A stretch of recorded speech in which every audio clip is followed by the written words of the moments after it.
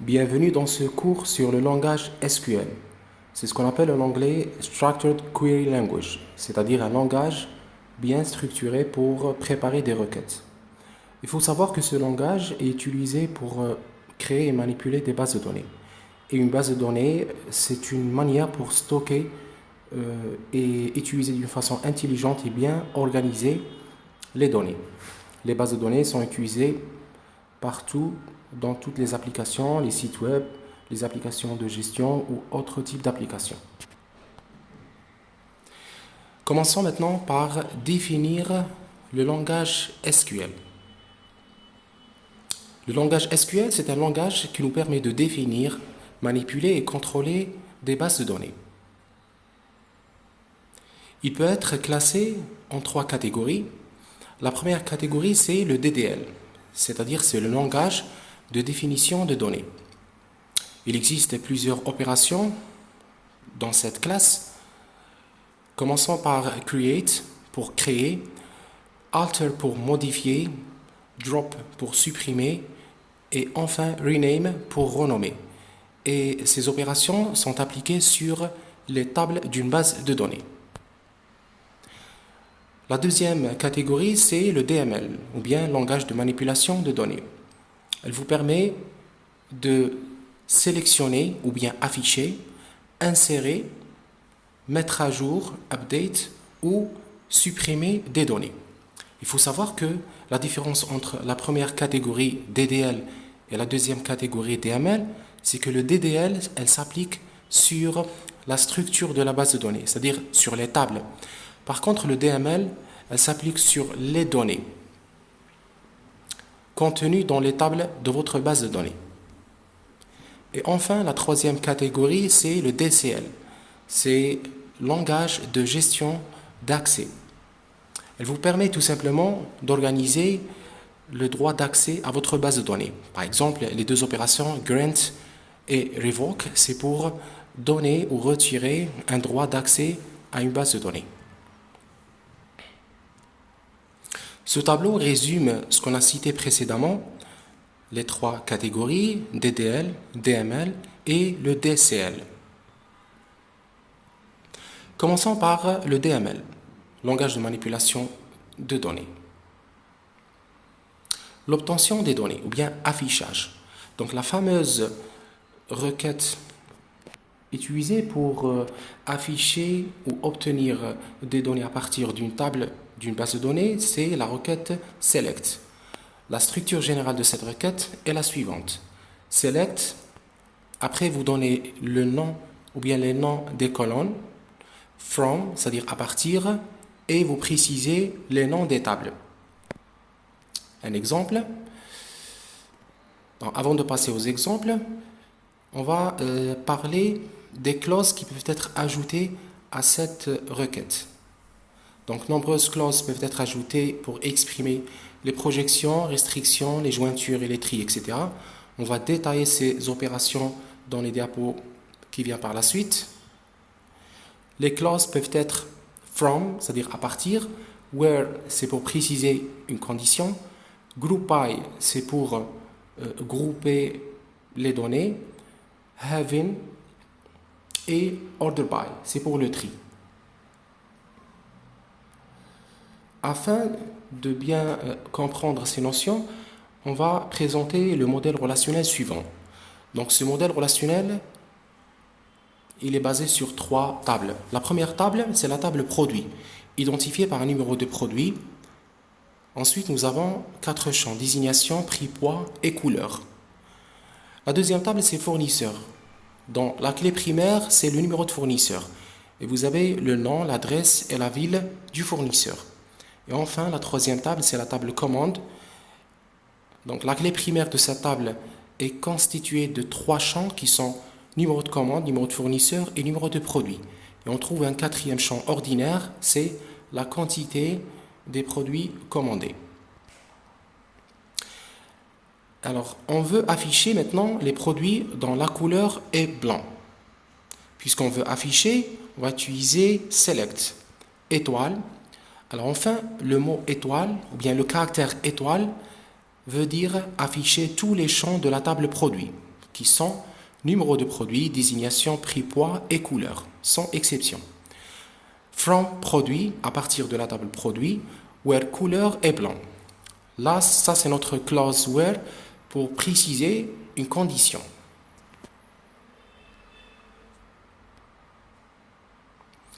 Passons maintenant aux expressions de projection. On parle d'une opération, bien une expression de projection lorsqu'on veut sélectionner un ou plusieurs colonnes. Je vous donne un exemple. La première requête, lister la table des fournisseurs. Select étoile from fournisseur. Donc, on veut afficher tous les champs de la table fournisseur. Par contre, dans la deuxième requête, lister le numéro et les noms des fournisseurs. Alors là, contrairement à la première requête, on veut afficher que les numéros et les noms des fournisseurs. C'est ce qu'on appelle une projection. On va se projeter sur ces deux champs, numéros et noms des fournisseurs. Et donc, la réponse va être select, numéro de fournisseur, nom, from, fournisseur. C'est ce qu'on appelle une projection sur les deux champs, numéro de fournisseur et nom. La troisième requête, on veut lister les différentes désignations des produits. Alors là, il faut faire attention aux mots différentes, parce qu'on peut trouver plusieurs produits qui ont la même désignation. Mais dans cette requête, on veut lister les désignations, mais sans répétition. C'est pour ça qu'il faut utiliser le mot-clé distinct, qui veut dire en français différent. Alors, select distinct désigne from produit. C'est-à-dire tout simplement, on va afficher tous les produits, ou bien on veut afficher les désignations des produits, mais sans répétition. C'est-à-dire si on a deux produits qui ont la même désignation, par exemple écran, écran, on va afficher le mot écran une seule fois.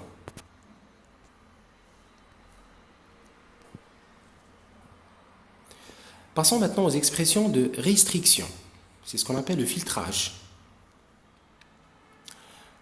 Un exemple, lister les données sur les produits dont le poids est supérieur à 15 kg. Pour répondre à cette requête, on va utiliser le mot select pour afficher, select étoile from produit. Alors là, pourquoi on a utilisé étoile et pourquoi on n'a pas utilisé une projection? Parce que tout simplement, si on veut décortiquer la question, c'est lister les données. Ils n'ont pas précisé un ou plusieurs champs à afficher. C'est pour ça on va mettre étoile. Donc, select étoile from produit where poids est supérieur à 15. Alors là, on parle de restriction, where poids est supérieur à 15.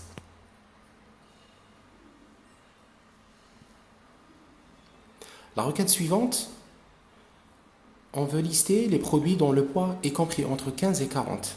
Là, nous avons un intervalle. C'est la même chose, select étoile from produit where poids est supérieur à 15 and poids est inférieur à 40. C'est-à-dire, on veut afficher tous les produits dont le poids est compris entre 15 et 40 kg. C'est une restriction.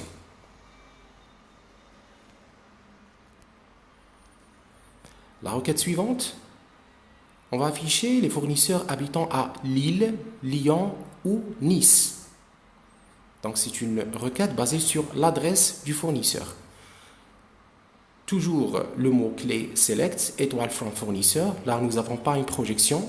Donc on a utilisé le caractère étoile pour afficher tous les champs sans exception. Where, c'est la clause ville, in, entre parenthèses, Lille, Lyon, Nice. Alors là, on a utilisé la clause in pour tester l'appartenance du champ ville dans l'un de ces trois villes. C'est-à-dire si nous avons un fournisseur dans la ville est soit Lille ou Lyon ou Nice, automatiquement il va être affiché. Sinon, il va être écarté. La requête suivante, on va afficher les produits dont le poids n'est pas compris entre 15 et 35. C'est-à-dire on s'intéresse à tous les produits dont le poids est en dehors de cet intervalle. Tout simplement, select étoile from produit where poids not between 15 and 35. Not between qui veut dire qui n'est pas compris entre cet intervalle.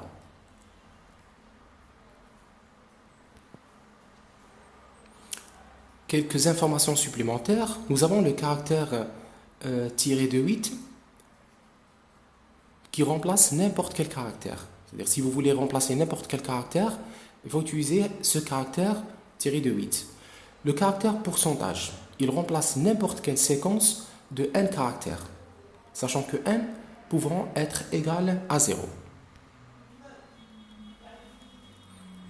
Dans la requête suivante, on veut afficher les fournisseurs dont le nom ne commence pas par un D.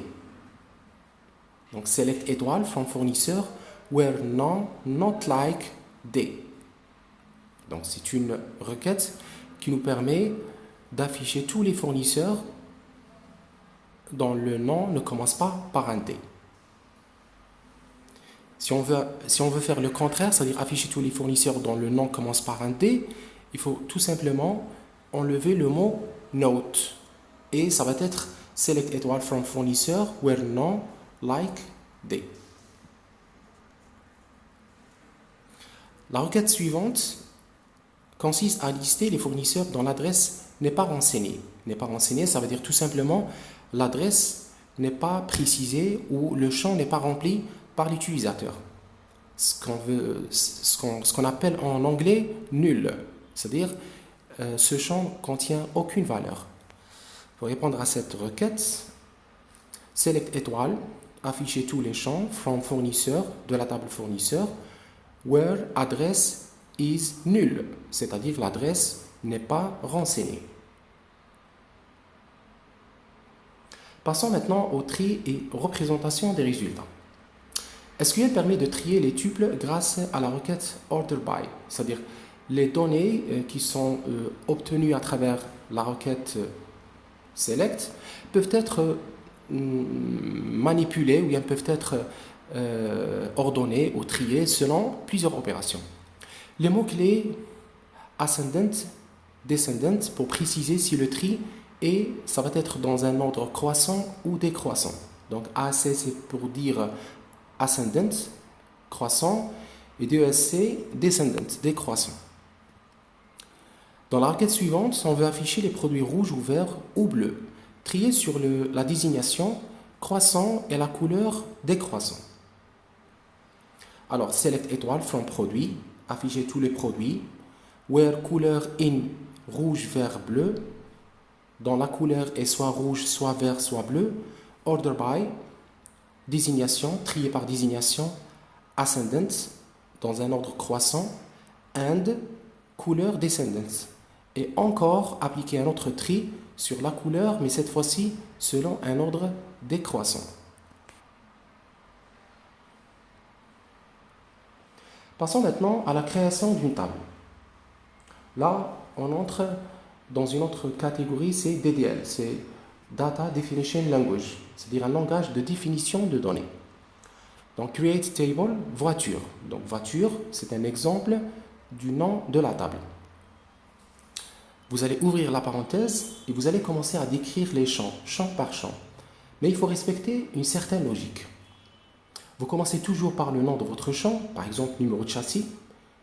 Ensuite, vous laissez un espace et vous donnez par la suite le type de ce champ. Par exemple, char 10, qui veut dire une chaîne de caractères dont la longueur est exactement 10. Ensuite, ce qui a été écrit en vert, primary key, qui veut dire une clé primaire. Tout simplement, la table voiture, elle est identifiée par sa clé primaire numéro de châssis. Ensuite, passons maintenant au deuxième champ, marque. Marque, c'est une chaîne de caractères varchar de 20 caractères. La longueur est de 20 caractères. Note nulle. Il faut savoir que la différence entre char et varchar, c'est la longueur. Est-ce que la longueur elle est statique ou dynamique? Char veut dire que la longueur elle est exactement 10, ne peut pas dépasser ou ne peut pas être inférieure à 10. Par contre, varchar, la longueur elle est comprise entre 0 et 20 caractères, donc c'est dynamique. D'où le mot var, variable. Note nulle veut dire tout simplement le champ doit être renseigné par l'utilisateur. C'est-à-dire qu'on n'accepte pas la création d'un tuple de voiture sans préciser la marque. Modèle, varchar, note nulle. Troisième champ, le nom c'est le modèle. Le type c'est une chaîne de caractères de taille variable entre 0 et 20. Et note nulle veut dire tout simplement ce champ doit être renseigné par l'utilisateur. Matricule, char 11, note nulle. Quatrième champ, matricule. Son type, c'est une chaîne de caractères statique, c'est-à-dire sa longueur elle est exactement de 11 caractères. Et note nulle, c'est pour obliger l'utilisateur à renseigner une valeur. Date sortie, alors là nous avons un autre type, c'est date, note nulle, et couleur varchar. Là nous n'avons pas ajouté pour la couleur le mot note nulle. Tout simplement, c'est-à-dire qu'on peut créer un type de voiture sans préciser sa couleur.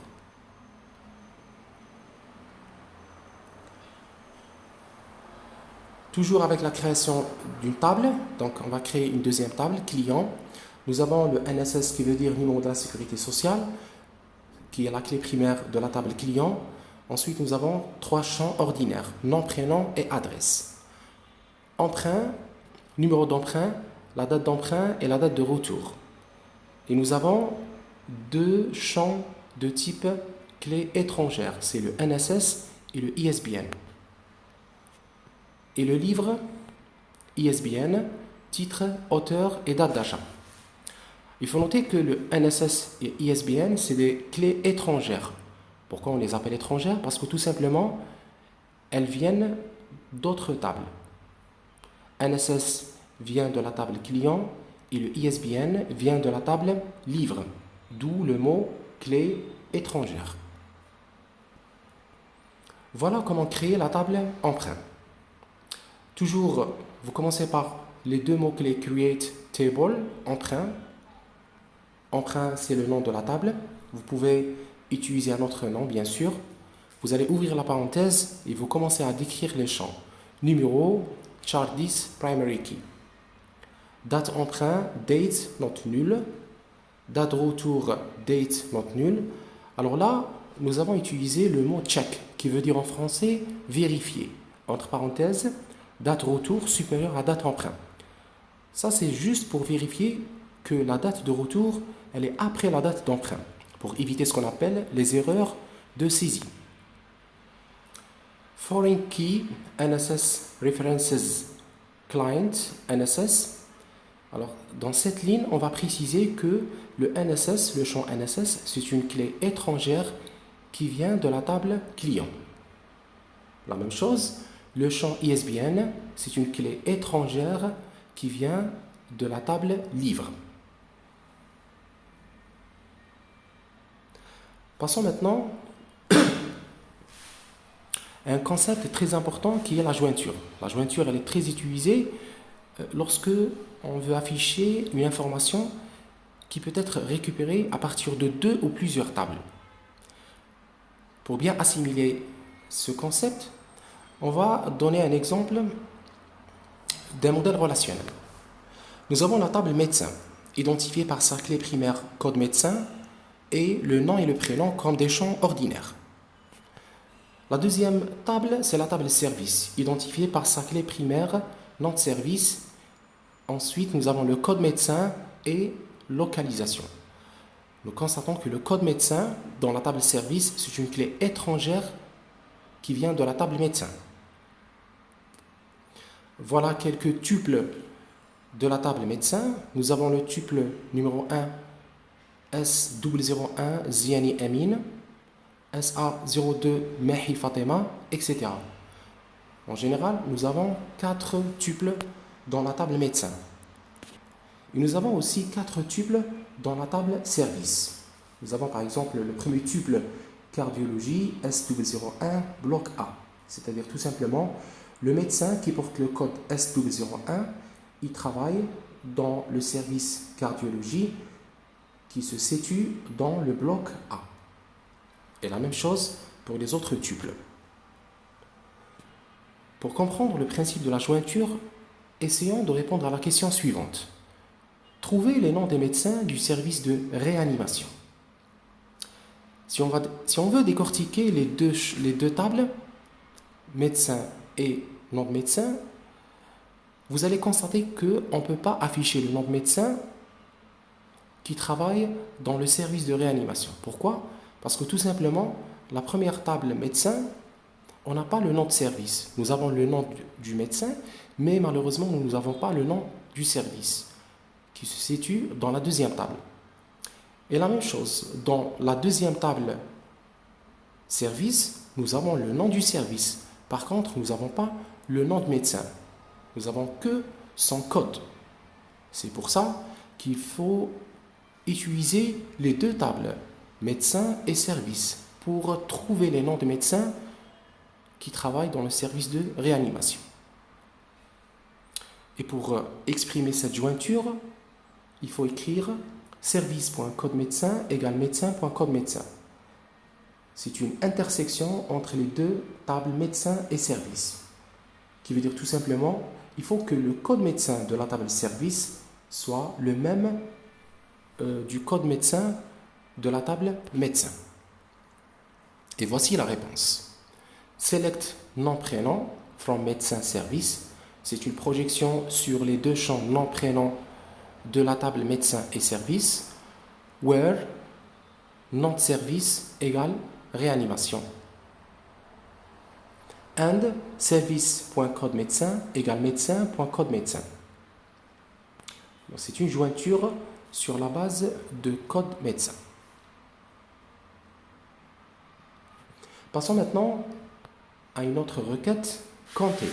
Souvent, on a besoin de compter lorsqu'on veut manipuler des données, dans une base de données bien sûr. Par exemple, si on veut trouver le nombre d'articles dans une table articles. Pour répondre à cette question, on va utiliser la requête ou bien les deux mots-clés select count, non article, from article. C'est-à-dire on veut compter les noms d'articles. Logiquement, on va obtenir 4. Mais si on veut par exemple compter les noms d'articles mais sans répétition. Par exemple, nous avons deux articles de type souris et deux articles de type écran. Donc logiquement, nous avons 4 articles. Mais si on veut éviter la répétition, nous avons un article de type souris et un article de type écran, c'est-à-dire 2 catégories d'articles. Donc pour éviter cette répétition, il faut ajouter le mot distinct. Et ça va être select distinct count non article from article. Et les résultats, ça va être 2 à la place de 4. Parce qu'on a éliminé la répétition.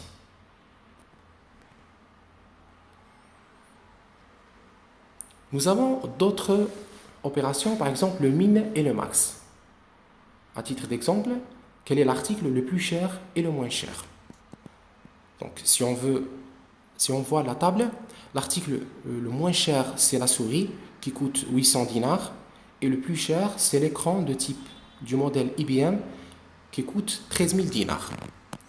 Pour répondre à cette question, select étoile from article, where c'est la clause, prix égale select min prix from article. C'est-à-dire dans la clause where, nous avons précisé que le prix doit être minimum par rapport à tous les prix. Et les résultats, ça va être souris, Dell, 800 dinars. Ça, c'est le produit le moins cher. Et si on veut afficher le produit le plus cher, vous n'allez qu'à remplacer le minimum par le max. Résultat, écran du modèle IBM dont le prix égale 13 000 dinars.